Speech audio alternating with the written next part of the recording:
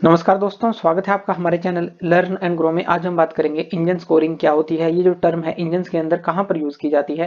पहले हम इंजन के मैकेनिज्म को समझ लेते हैं। हम एक सिलेंडर ले लेते हैं और उसके अंदर यहाँ पर हमने एक स्पार्क प्लग लगाया है, यानी कि इंटरनल कंबशन इंजन हमने लगाया है। और यहाँ पर एक पिस्टन है जो कि मूव करेगा सिलेंडर के अंदर। और ये हो गया इनलेट वाल्व, जहां से एयर और फ्यूल अंदर आएगा और यहाँ पर ये वर्किंग करेगा सक्शन, कंप्रेशन, एक्सपेंशन और यहाँ से एग्जॉस्ट। ये जो हो गया एग्जॉस्ट वाल्व, तो ये वर्किंग होगी हमारे जो इंटरनल कंबशन इंजन की होगी। तो यहाँ पर ये इस तरह से काम करता रहेगा, जो पिस्टन है सिलेंडर के अंदर मूव करता रहेगा। अब ये स्कोरिंग क्या है, ये जो चीज है ये कहाँ पर होती है। अब देखिए जो पिस्टन है यहाँ पर, ये जो हो गई कनेक्टिंग रोड हो गई, और जो पिस्टन है ये इसके ऊपर एक स्कर्ट होती है।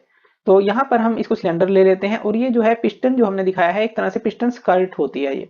अगर इसको हम ऐसे समझें कि जैसे ये जो है पिस्टन स्कर्ट इस तरह की होती है, ऊपर ये टॉप ऑफ द पिस्टन हो गया, बीच में जो है यहाँ पर जो कंप्रेशन रिंग और ऑयल रिंग डालने के लिए जगह होती है, पिस्टन के ऊपर ही कट लगे होते हैं, ग्रूव कटे होते हैं। और यहाँ पर पिन डालने के लिए जगह होती है। इस पिन के साथ क्या कनेक्ट होती है, यानी कि यहाँ पर एक जो है हमारे पास जो कनेक्टिंग रोड होती है, जो नीचे इस तरह से कनेक्टिंग रोड होती है, एक स्मॉलर एंड होता है, एक बिगर एंड होता है, इस तरह से वो कनेक्ट होती है। अभी एक वैसे एग्जांपल ले रहे हैं। तो यहाँ पर इस पिन, यहाँ पर एक पिन को डाल दिया जाता है यहाँ पर, ताकि ये पिस्टन जो है, यानी कि स्कर्ट जो है पिस्टन की, और ये कनेक्टिंग रोड के थ्रू क्रैंक शाफ्ट से कनेक्ट हो।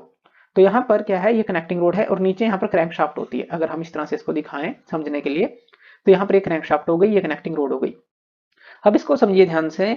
अब यहाँ पर देखिए जब पिस्टन मूव करता है, अब यहाँ पर रिंग्स लगी हुई हैं। जब ये पिस्टन सिलेंडर के अंदर मूव करेगा, जैसे ये पिस्टन स्कर्ट हमने पूरी दिखाई है किस तरह से अरेंजमेंट होता है, और जब ये सिलेंडर के अंदर मूव करता है, सिलेंडर को एक बार हम देख लें, इस तरह से सिलेंडर होगा, इसको लिख देते हैं। ये हमने क्या दिखाया है, ये है हमारे पास सिलेंडर। तो ये हो गया सिलेंडर जिसके अंदर ये पिस्टन मूव करेगा।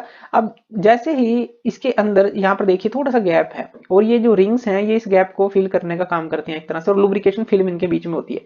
सिलेंडर और जो पिस्टन होता है एक तरह से लुब्रिकेशन फिल्म के साथ फिल होता है, और ये जब अप और डाउन मूव करता है ताकि ये स्मूथली वर्क कर सके।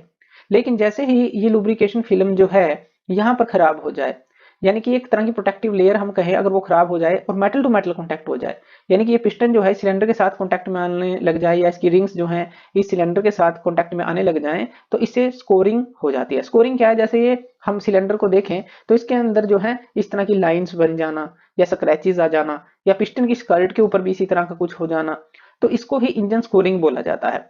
अब इससे होता क्या है, क्या क्या नुकसान है वो हम समझ लेते हैं। पहले इसके कंसिक्वेंसेस समझ लेते हैं कि इसके कारण से क्या होता है।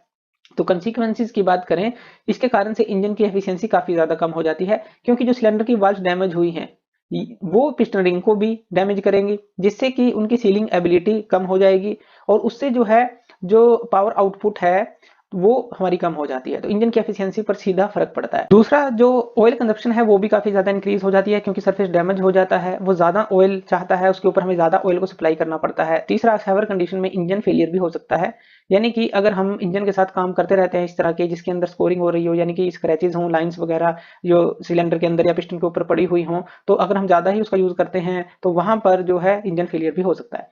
अब इसके कारण जान लेते हैं कि इंजन स्कोरिंग के कारण क्या क्या है, कॉजेज क्या क्या है उसके। तो सबसे पहला तो ऐसा हो सकता है कि इनसफिशिएंट लुब्रिकेशन हो, यानी कि जो ऑयल लेवल है वो काफी कम है, ऑयल की सप्लाई जो है काफी कम है, या कहें कि इनसफिशिएंट लुब्रिकेशन हमें मिल रहा है। या फिर हम पुअर क्वालिटी ऑयल की बात करें, पुअर क्वालिटी ऑयल हम यूज कर रहे हैं जो कि इंजन की रिक्वायरमेंट के साथ मैच नहीं कर रहा, जिससे लुब्रिकेशन प्रॉपर्टी जो है वो हमें प्रॉपर नहीं मिल पा रही। या फिर जो ऑयल पैसेजेस हैं वो ब्लॉक हो चुके हैं, जिससे कि ऑयल फ्लो हमें नहीं मिल रहा जो सारे एरिया है इंजन के अंदर।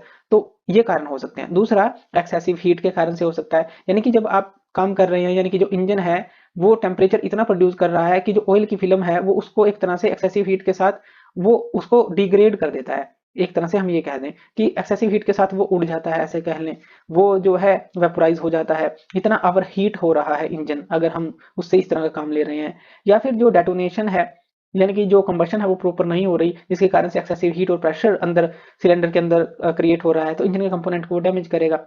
या फिर इसका और कारण हो सकता है कि फॉरेन डेब्रिज, यानी कि जो डर्ट और मेटल पार्टिकल्स कई बार जो है ऑयल के साथ एक्सेलरेट करते हैं, जो भी पार्ट हम लुब्रिकेट करते हैं वहां पर ये वियर करते हैं उन कंपोनेंट्स का, लुब्रिकेंट ऑयल के साथ मिलकर और डैमेज करते हैं।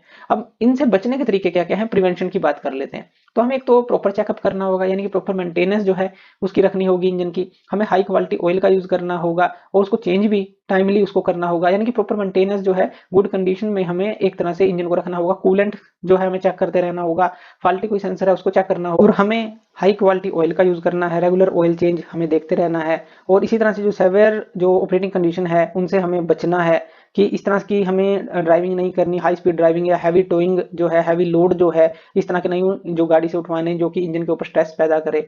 और इसके अंदर जो है इन सारी चीजों का अगर हम ध्यान रखते हैं तो हम प्रिवेंट कर सकते हैं इस इंजन स्कोरिंग को। अगर कुछ भी हमें प्रॉब्लम लगती है तो उसको चेक भी करवाना है। तो थैंक यू वीडियो देखने के लिए, और इसी तरह की वीडियोस के लिए आप हमारे चैनल लर्न एंड ग्रो पे हमें सब्सक्राइब कर सकते हैं। धन्यवाद।